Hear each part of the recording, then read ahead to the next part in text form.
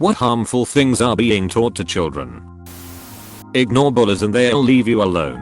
When you do that, one of two things are likely to happen. Either they'll mess with you more, or they'll move to someone else and bully them. If you stand up to bullies, they back down. The earlier in life you put these people in their place, the less likely they'll develop their bad behavior as a lifelong practice. Going too far on the find your dream job and it'll never feel like work stuff really messed me up when I wasn't excited about uni assignments and thought I had to change degrees. Teaching kids not to question things just because someone is older or allegedly wiser is one of the most frustrating things that I see on a daily basis. How is a child supposed to ever develop any individual and nuanced ideas if they can't think for themselves? Being wrong is bad. That's why many people don't change their mind when they were given trustable sources. They don't want to be wrong. Being discouraged to speak up about illnesses because it makes them weird something's wrong with them. They talk about like, you need therapy, which isn't a bad concept and you probably do need it, but they picture it in such a bad light. If he's mean to you, he likes you, it just teaches little girls, mostly girls, to expect violence from people who love them. No is a bad word. It's a strong word, but not a bad one.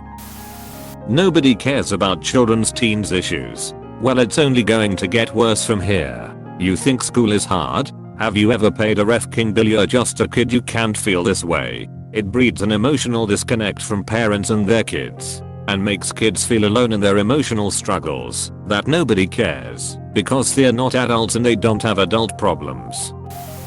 There was this one time my sister's Spanish teacher told her off for using vocabulary outside the sheet she'd been given for homework. Their task was to write a short essay introducing themselves in Spanish and use some simple adjectives. She asked me for help, and since I'm quite a bit older than her and know a decent amount of Spanish, I have her a few interesting adjectives and verbs to use instead of dumb stuff like nice and kind or whatever. She comes back after school close to tears and tells me she got scolded for using vocab that wasn't on the sheet. SMH teachers are supposed to encourage learning, not hinder it, right? Edit. Wow, I didn't expect this to blow up Mayo. Just to clarify, I wasn't helping my sister cheat, I just gave her a couple of more interesting words than bland ones like nice and fun, you get me? If not, that's cool too, Mayo.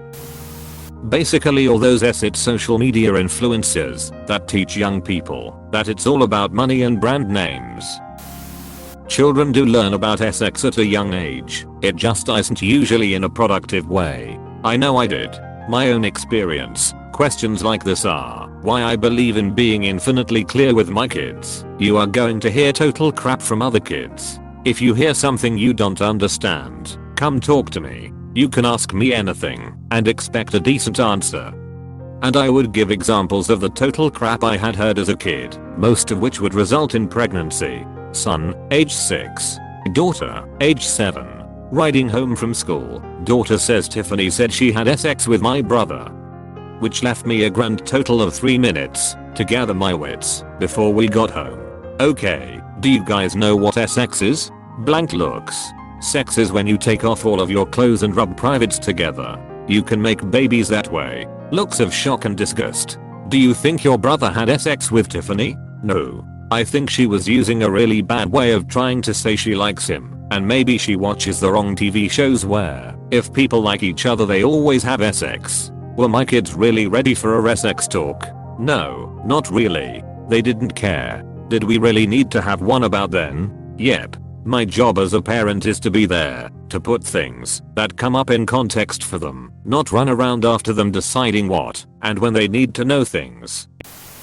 Probably not harmful, but in kindergarten we were prohibited from playing soccer because it was too dangerous. We were kindergarteners. We probably would stand there and kick the ball, not go full on FIFA or it. Edit. What the fuck?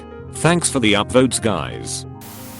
Kids are starting social media so early these days, and I think that's very dangerous because it puts a lot of pressure on the kid to attribute their worth to their social media success. I also think parents are way too open with their social media when it comes to their kids, and it's totally a violation of the child's privacy, of which some parents will never admit.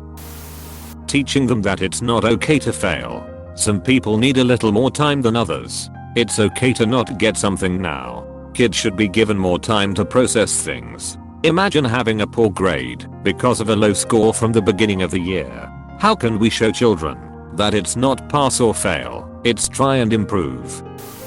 I think what we are not taught is more harmful. For example, the fact that we never learn, at least in my country, how to fact check things. That failure is bad. Failing should not be considered as an obstacle, but a step in the learning process. Demonizing the failure and stigma associated with it makes many children lose their interest once they fail. No backtalk. Many adults use it as you're not allowed to challenge what I have to say. Makes sense if it's a cranky toddler being negative for negativity's sake, but suddenly older children can't question things or raise valid points of their own.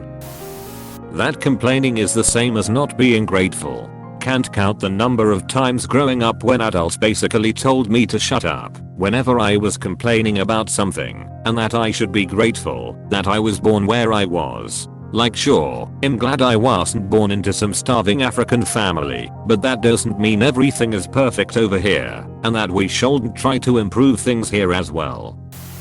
You do not have to play with everyone. There is a total lack of social accountability. If Laura is always cheating at tag, it's okay to not let her play. If little Billy throws sand in the sandbox, little Timmy does not have to play with him.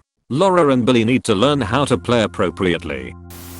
You show me respect first, because I'm an adult and have authority, then I choose whether I should show you respect no other way. How to internalize stress and implode as teens and adults. That they shouldn't question an adult. Making children hug or kiss someone, usually a relative, that they are uncomfortable with is not good. The child may just be grumpy and or not wanting to show affection, or their warning bell sensors could be going off, and they do not know how to communicate that. Plus, forcing them to hug kiss sends mixed messages about personal physical boundaries and affection itself.